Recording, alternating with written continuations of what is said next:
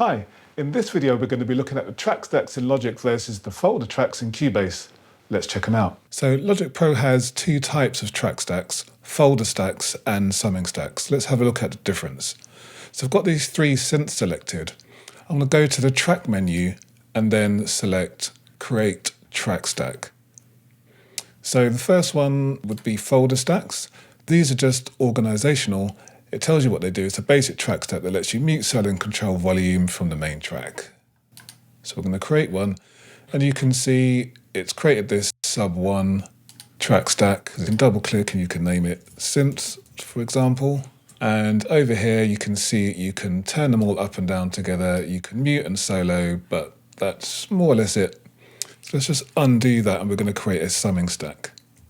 So Command-Shift-D is the shortcut. I'm going to go to Summing Stack and Create. So you can see the difference already. There's a different icon here where it's created the summing track. Also, you can see it has routing options like any other channel. So you can add audio effects, do the EQ, you can choose where you want it to go in terms of your output, and you can add send effects to it as well. So one of the good things using a summing stack with synths, so if I select the top track, I can play all of these synths from that one track.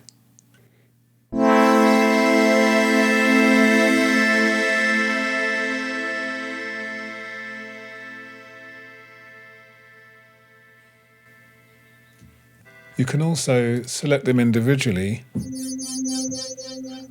and hear what each one is doing.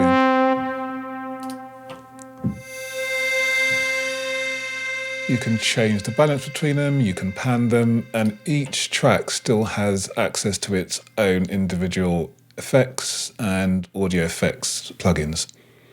Okay, so let's rename that summing track Synths and record some MIDI.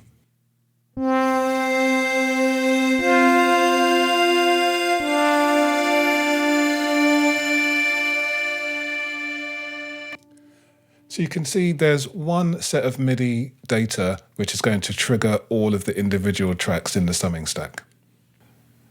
Okay, so let's have a look at Cubase. So one thing to note is that Cubase's folder tracks are purely organizational. They don't create a submixed track which processes the audio of all the individual tracks. They're just for organization. But you can route the tracks to a group bus. So let's have a look. Okay, so the first thing we're going to do is create a group channel for the selected tracks. So we do that by control clicking or right clicking on one of the tracks, going to add track and then group channel to selected channels. Okay, we're going to name this synthpad bus.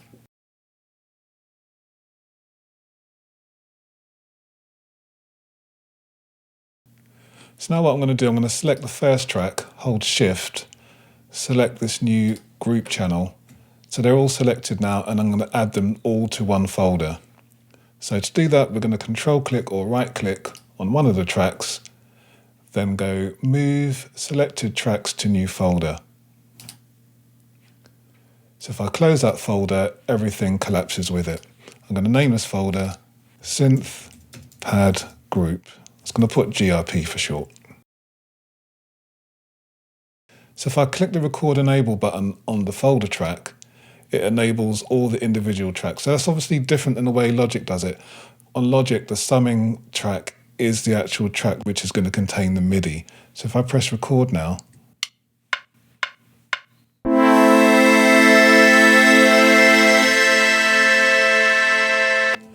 it's put MIDI on all of the individual tracks.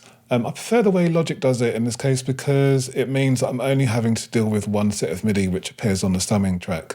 So you can still get the same functionality to a degree, but it's not quite as quick or as easy as it is in Logic in this case. However, if you then want to go in and edit maybe the odd note here and there, change the inversion of one of the tracks, you've already got the MIDI there. So there's that.